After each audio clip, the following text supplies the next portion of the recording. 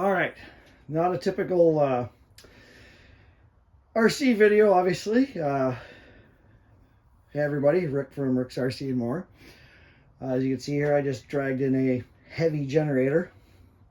We got hit with an ice storm a little while ago. We had no power. We were actually lucky. We only had no power for 3 days before it was restored. But we had a old gas water heater, so we had hot water. Unfortunately, we lost everything in our fridge and freezer because we didn't have a generator. We go back to the cabin. We use my parents' generator because it wouldn't get used otherwise. It's an older Honda from like 1994. That's 1800 watts. So they used it to power their fridge and freezer over the ice storm. But I figured we wanted a bigger generator for the cabin. So I picked this up on sale. It's a Champion. It's a 7,000 running watt generator. It's got a 220 outlet and two 110 receptacles in it. I'm just going to do a unboxing, assembly, and first start video. It's like 200 pounds or something like that. We're going to see how quiet it is. It says, I think it says 74 decibels on the website. That's not extremely quiet for a generator. Under 60 decibels, I think, is more of a considered a quiet generator. That would be an inverter generator. They're quite a bit more money. This is mainly power the cabin while we're there, and the generator's placed a good 15-20 feet away from the cabin, so it shouldn't be a big deal. But I'm gonna dig into this box and see what we got here. All right, so got the straps, tape. I'm at the shop, so I'm kind of limited for room here.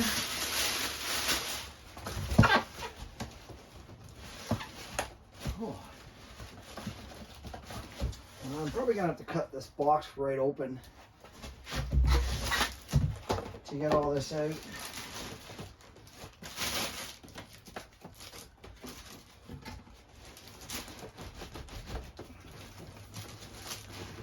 There we go.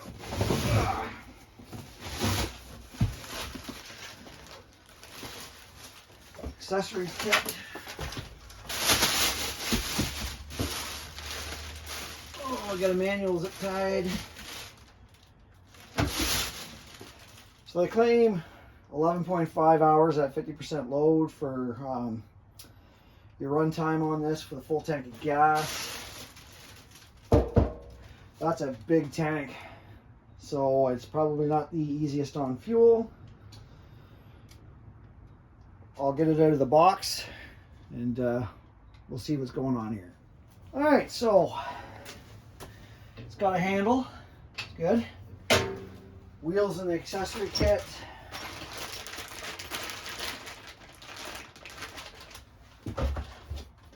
Comes with funnel to fill it.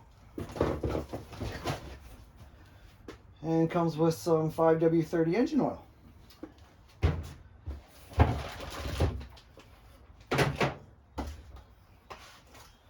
Good size wheels. They are all plastic.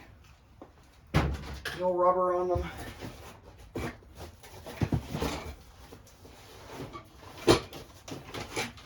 Brackets.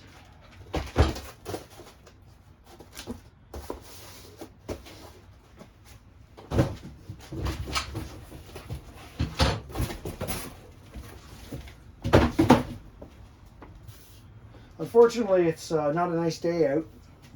I'd probably do this right outside, but it's raining here and it's kind of cool today. I'm wearing a sweater. So we got 20 amp breakers. We got some nice rubber covers over the receptacles. They are GFI.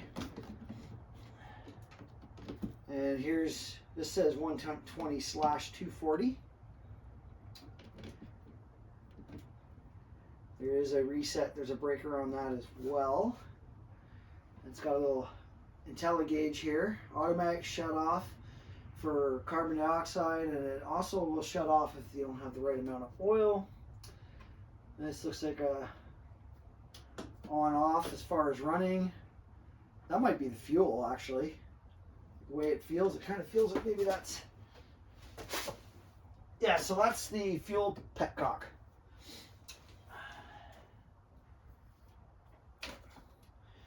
Just telling you to put the oil in it, obviously, before you run it. It does have a fuel gauge.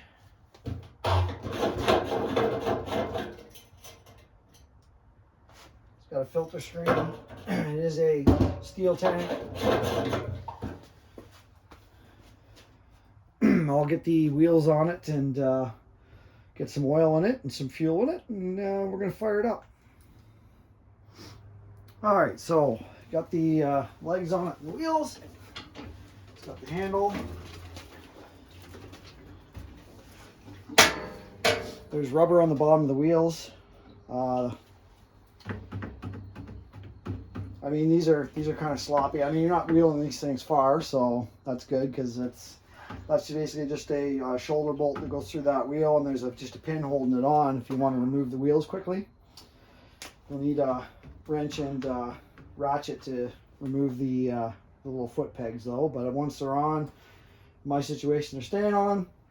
They give you the exact amount of oil to fill it up with oil. Obviously, check your dipstick. Anyway, I put some gas in it. I'm gonna have to wheel it out to start it. Now that I got oil in it, I should just pull it over slowly. It's got good compression. It feels.